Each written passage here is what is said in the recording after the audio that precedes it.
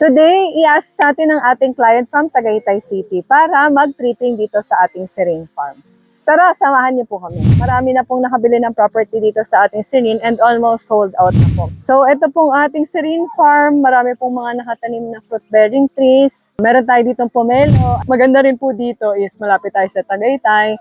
10 minutes drive away lang po. Kaya kung naghahanap po kayo ng rest house, or pang Airbnb, or vacation home, or retirement home, perfect po itong place na to for your rest. Kung gusto niyo po ng flat land, meron po tayong pristine farm. Hindi mo kayo problema po na kung mainit kasi malamig po dito. So, ang standard po kasi natin sa hash, 80% po ang ibibigay niyo po muna. Tapos, i-release na po yung title, yung 20%. Apo, nandun na po lang. Kung gusto niyo po kumuha ng residential farm lot dito po sa Alfonso, Cavite, near Tagaytay po, message nyo lang po kami kung nasa abroad po kayo or dito sa Pilipinas at hindi po kayo available for tripping, may mga online tour po tayo.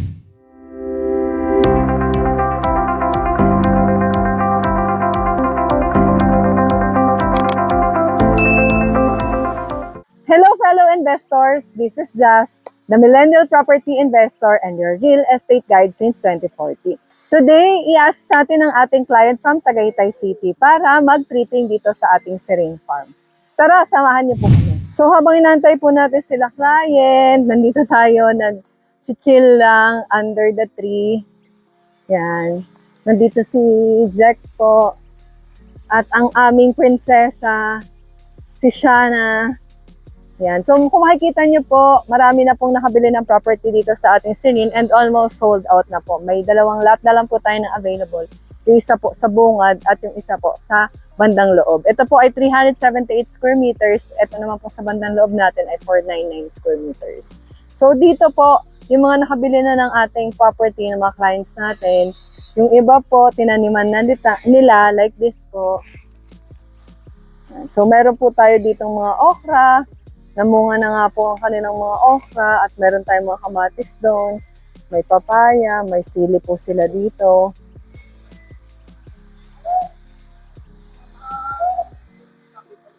And yan, napa-fence na rin po nila para po naka-secure yung kanilang lot. Though meron naman po tayo dito umiikot ng mga staff natin para rin sure sila na maayos yung kanilang lupa. So, ito pong ating Serene Farm. Marami pong mga nakatanim na fruit-bearing trees. Meron tayo ditong pomelo. Ayan, ang daming bunga. Papaya po. Mga coffee. Ayan, coffee po yung mga yan. Mga kamoteng, kahoy. Ayan, ito po, and pineapples.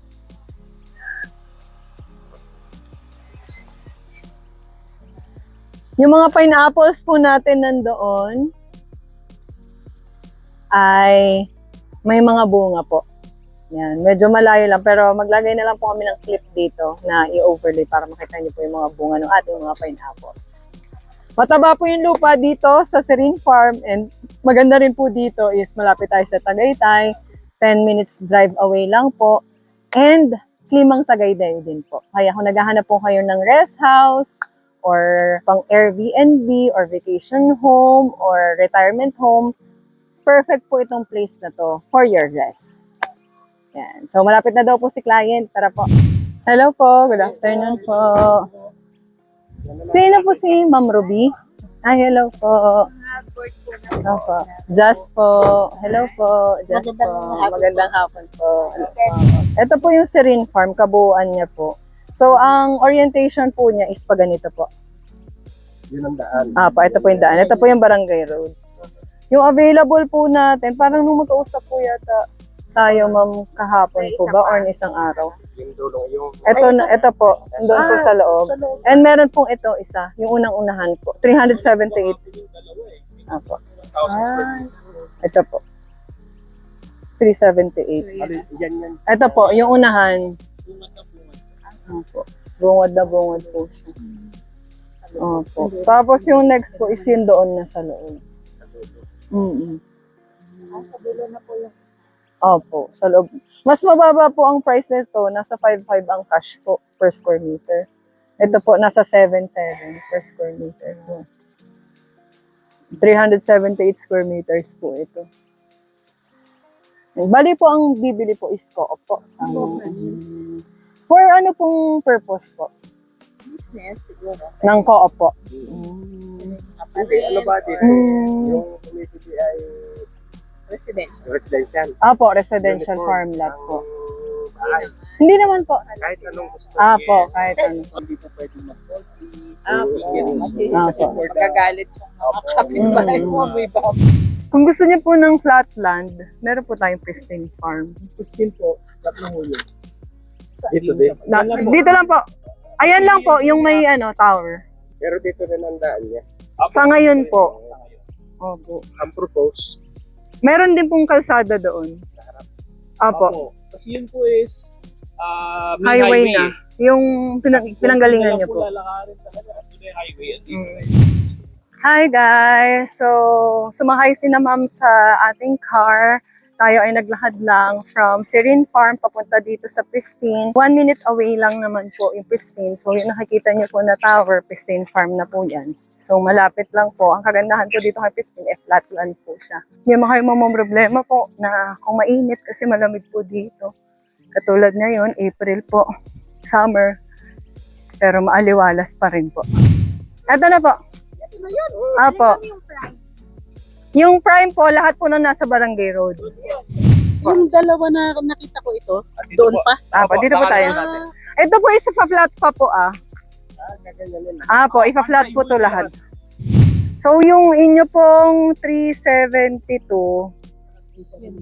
apo, from here po up to here, pero doon po yun, sa harap. Mas malaki po, mas mahaba po siya. Ato sa mismong harap na yun. Apo, yun po yung prime natin. Ito yan. Sasagad ka dito. Sasagad Ayan po, ang sa- price niyan ay 7,000 per square meter. Yung sa harap, 7.5. Apo, 75, along Barangay Road. Opo. Lot 4, lot 3, lot 4 po o lot 10, lot 12? Ang price nito parehas. Ha? Parehas yung price nito ng dalawa. Apo, parehas. Yan po ay 2,450. Ano po? 2,450,000 po isa. So, magkano po yung per square? 7,000 po. 7,000, ito 7,200. 7,500. 7,500. Oh, ito yung 7,000 dito nasa likod mo. Ano pong mode of payment nyo if ever? Siyempre pagka ano, bigas pa sir. Kasi po pag nagbabago po kasi ang presyo pag may... Pag cash ba may discount? Opo, ano po, pag hindi po kasi cash, 7,600 po sa installment without PT. Pag may dip po na 30%, 7,500 siya. Pero po pag cash po, 7,000 siya. Ito. Ito po. Ito. So, pag installment po siya, 7,500 at siya 7,600. 7,000. 7,500 po, tsaka 7,600. Pero pag cash po, Pagka yung 7,000. mode of payment ay cash. Pag cash po, ay- magiging 7,000 siya, Pagka discounted. may down payment, Sa magiging- 30% po, 7,500. pag 30%. Pag Apo. 50%, Ganun din po. ganun din. Basta may DP. Opo, pag ano po, pag 0% po ang DP nyo, 7,600 siya. May Pag plus walang down payment. 100. Bali, ito po yung 350 na dalawa, yung lot 3 at saka lot 4 po. Ito po. Ito po. Ito po, yung dito, ganito po kasi orientation niya. Yan. 1, 2, 3. Ito po, ito yung isa. Ito. Apo, ito. At saka ito po. Saka ito. Apo. Naman, ma'am, ano na, yung kayo nang mag-aayos tapos ang full payment namin after ma-transfer sa amin. Po, ang standard po kasi natin sa cash, 80% po. Ang ibibigay niyo po muna. Tapos, i-release na po yung title, yung 20%. Apo, nandun na po lahat. 80% talaga. Opo. Ma'am, send mo na lang po. Apo, sige. Inform lang namin kayo. Awas Opo, na opo. kapag sa- No problem po. Kung saan niyo po ibibigay ni Lord yan, dalawa o isa. O. Kung anong maganda po para sa co-op, di ba po? Opo, kung anong best. Kami na may pa-retire na. Ganun po? Yan ang aming ticket. Iwanan sa property. Bye po. Ayan, tapos na po ang ating tripping. Na-assist na po natin sila, ma'am and sir. Ngayon po ay pag-meetingan na lang daw po nila. So, kung gusto niyo po kumuha ng residential farm lot dito po sa Alfonso, Cavite, near Tagaytay po, message nyo lang po kami I am Just Castillo Sapor Santos, the Millennial Property Investor and your real estate guide since 2014. So we have Facebook po, Messenger, IG, TikTok, and YouTube po. Ayan, pwede nyo pong i-watch yung ating mga videos kung nasa abroad po kayo or dito sa Pilipinas at hindi po kayo available for tripping, may mga online tour po tayo.